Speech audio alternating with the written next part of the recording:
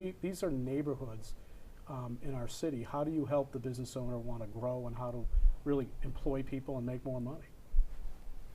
Yeah, Jim, I heard you mention the stress about safety. Yeah. It seems that it's the very important issue.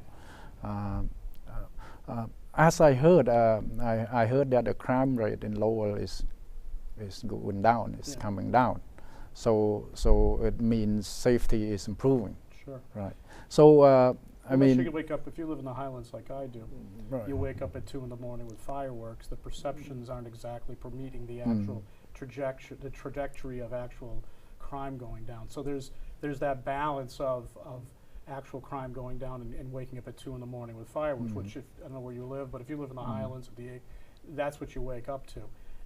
I think I would never leave the Highlands, win or lose this election. I've lived here for almost 20 years. I feel safe walking in any part of the community, but I think sometimes the perceptions are important. Yeah. And I would defend the city at any point in time. I bring friends into the city. When I used to be a runner, I'd run at any part of the city at any time of the day and wouldn't be afraid at any part of the city. But there is that point that when you want to bring in folks that are going to spend money, how do you do it in a way that's going to give them that comfort level? Now, since safety is an important issue for you, how would you improve safety? I think the first part is really from a state point. I think it really looking at different ways of funding the local law enforcement, but also looking to bring in the community. I mean, the law enforcement in and of itself is not going to be able to do it. You need to really empower different local folks to achieve what they need to do and what they want to do. I think a lot of it, one of the folks that I'm running with, Dave Willett, has done an excellent job in the North Common, very similar to that. And I think that's what we need to expand upon throughout the entire community, not just in our district, but throughout the whole city. And I think that can be done, and I think as a state representative, you can definitely be a leader in that, uniting different parts of the community. If you walk and live in the Highlands of the Acre, it's every type of person lives in that area. Every type of person has come from different parts of the world. How do you work to unite them? And I think that's something that I would work really hard to do. I think it's important to note that living in this community, it's one of the strengths of our community is diversity. And that's true. You walk around different parts of it, it's really kind of cool that we have this much diversity in a small city. We only have 110,000 people. You go to different communities, to see what we're doing here, you'd have to go to a size like Boston or San Francisco. I mean, that is pretty remarkable, and I like to be a part of that and use some of the skill sets that I have to make it better. So does that mean that you, as a state rep, you're gonna ensure that local police department is gonna hire more police? But not only that, but community. I think you need to really bring in the community. To expect that law enforcement or code inspectors on their own, although it's a very important part of it, you need to really involve the community because it's your neighborhood, it's your part of the city. How are you going to be empowered, and what grants can the state present and help out in terms of making that, making that infrastructure possible? And that's where the state can do from a standpoint of dollars, but also in addition, really being a leader, being out there, working with people, meeting with people, not saying you have all the solutions, listening to people and helping people really achieve what they're trying to do to make the community, make our community a better place to live and to work. Yeah, to public safety, I really praise our police department. I think it's been doing a great job over the years. Less shooting, less crimes, and I think there's crime here and there, but it's not something that we can prevent it. But just recently a shooting last night, Sunday morning, Monday morning, was a shooting of two brothers. Street, on Andrew Street. That's a serious news. So with all these things, is there any addition besides bringing them together? Sure. Because of the Chief Taylor talking about community policing, put more patrol on foot and also on bicycle also. Which is very positive. And I think besides safety and economic development, we're all running to do that. I think that's the key. I think taking the skill sets that I've used working for the Lowell Public Schools. The Lowell Public Schools gets about 90% of its funding from outside sources. Very not self-sufficient. We're very dependent upon the state of Massachusetts and the federal government. Part of that, you know, when you look at the delegation and other cities, they're always struggling with the suburban towns because they're like, you're getting all this money, why do you need more?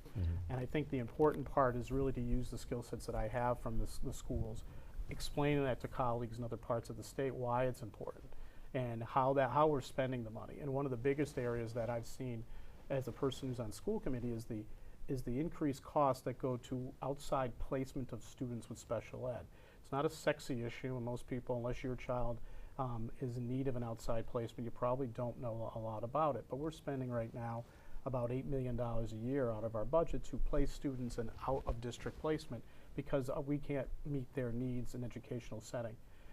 How do we get the funding to really achieve that? And I think working with the state to find ways to do it, not only for Lowell, where we're taking $8 million, but also for other communities that, you know, if like a community like Drake, it might only spend like, I don't know what they spend, say 100 grand, but to their budget, that's a significant amount of money that's going out without, you know, educating the students that are sitting in your community. I'm not saying we shouldn't educate people who are special ed. I think we should. They're a very valuable part of our community. I think the ways we go about funding, I think, really has to change, and the state needs to be more involved with that type of funding. In addition, what I'd like to do, and I know it's easier said than done, is really look at 2-year budgets for cities and towns in terms of aid, Chapter 70 monies for the schools. We plan a budget every year, and we really don't know what we're going to get until probably April or May, probably a month before we put the budget together. And we do the same thing every single year, and it's really a poor way of trying to plan. You can do some planning, but because you're 90% funded, you're at the whim of the state or the economic revenues coming in. I think if we could have a 2-year plan and have the state really budget for local aid for 2 years, that would be really a easier way for local communities to plan for, you know, strategically, whether it's buying different types of equipment or hiring personnel or just managing. Not to say that you could etch in stone, because if you're having a recession like we've just come out of 4 years ago, you're going to have to make changes anyway. But I think planning that way is smart, so local communities can do it in a more effective way. So Jim, there are a lot of Cambodians live in District 18. Yeah. Have you had any contact with them? Yeah, I mean, I think I knock on everybody's door. So I think, and it's not only Cambodians, whatever you are, if you're a voter, I'm knocking at your door. It's on Moy School. If wherever you're living, you're probably unfortunately seeing me come to your door, and I apologize. But I'm campaigning for everybody. You know, I live in the middle of the Highlands, and I have everybody. All my neighbors are everybody. So I'm not like conceding a vote to any part of the community. I'm going after everybody's vote because I'm representing our district where we live. It's a talking about education. You know, I receive a lot of calls, not just for primary job in school, but also from the parents that associate with me that sometimes they have a hard time reaching out.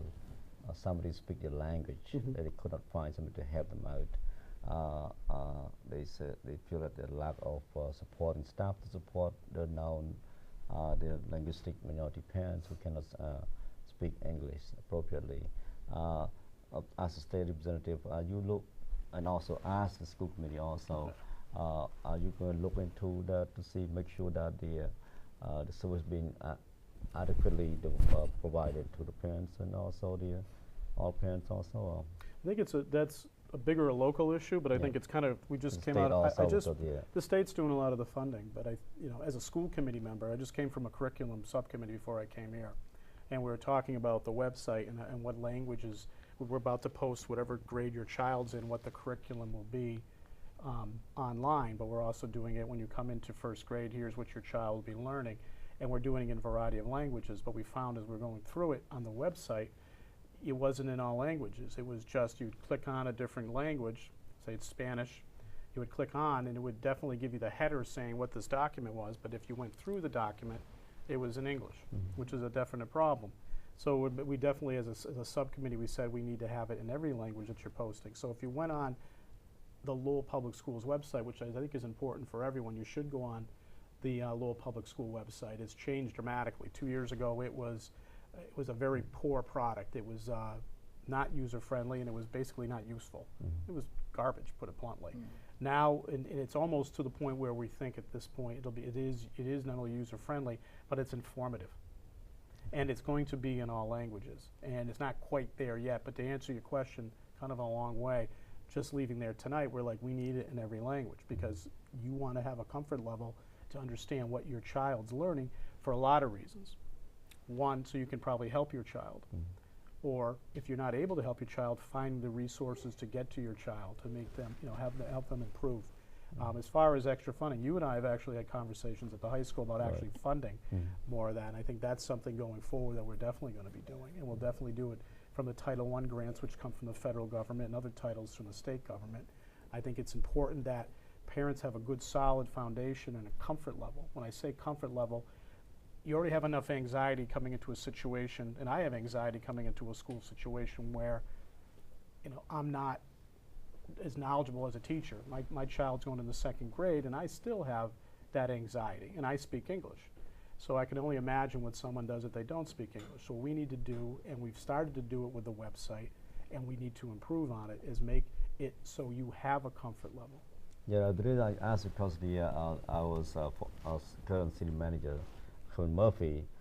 He used to chair the educational component subcommittee at the state level. So hopefully that you get elected, hopefully you go into that path and then looking to make sure that we get adequate and education should be incorporated into our. But also at the local, we need to do, as a school committee member now, we need to do better with the resources we do have. And I think when you start the school year it's going to be in 2 weeks if you can believe it, you are going to see the website alone, it's going to be that much more improved. Now, not everybody has access to the website. So you still need to have that resources available to people and have them have the ability to get those resources so they don't have to go looking for them. If it's someone like me and if it's not user-friendly, I'm probably going to give up and not want to do it. And that's part of what we need to be better at. And regardless if I win, the state rep seat, at a local level, we will improve, and we will start in 2 weeks with our website, making it work effectively in all languages. And then we need to make sure folks who don't have that comfort level yet or the access to our website, that we have those physical resources to give to them and give them that comfort level. And all what I would do at that point is at the state level is just continue that process at a higher level. But we got to do a better job of what we have now. Much better job. So there are 5 candidates running for the primary on September 9th. Yes. Yep.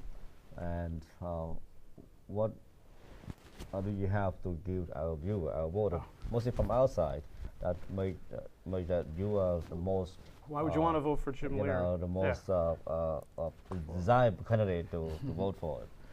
Well, first, all 5 of them are very good people. I think 4 of them very well, and the 5th person, I think Dave Willett, I just met, and I'm very impressed with him. I think he's a very good candidate, has done a lot for the city, as have all the other candidates that are in place. I think what I do is I come from I'm already an elected official in the city at the school committee level, so I understand how and what the city needs from an educational standpoint. So I think I have that extra kind of contact and experience, if you will, that the other candidates don't.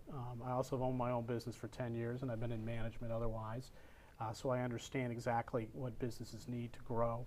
And I think that's really what's important in terms of economic development. It doesn't matter at the end of the day where you come from if you don't have high quality education and you don't have abilities to have an opportunity for a good job. Doesn't matter. You're going to get yourself in trouble, or you're going to leave our community. And what we need to do is keep people in the community. We need to grow the lower middle class into the middle class, and we need to grow the middle class into an upper middle class. And I think that was the reason why I really ran for school committee instead of city council, because I could really focus in on a lot of what education does, because with a positive education, you can get to those other resources. I like to take that to the state level. I think I work well with people, which is important. Being in the state legislature, it's building resources, building relationships with other people who may have other opinions or other issues that are important to them, and I think I can be able to reach that divide. There are 5 good people running, so I like to think I'm a little bit better, but who knows? They're all good people. If you pick any one of them, they'll do a good job. On question? Yeah, I'm all set. Yeah. You're all set. So, Jim, thank you, and Thank you. And I think that's important that the voters pick the candidate that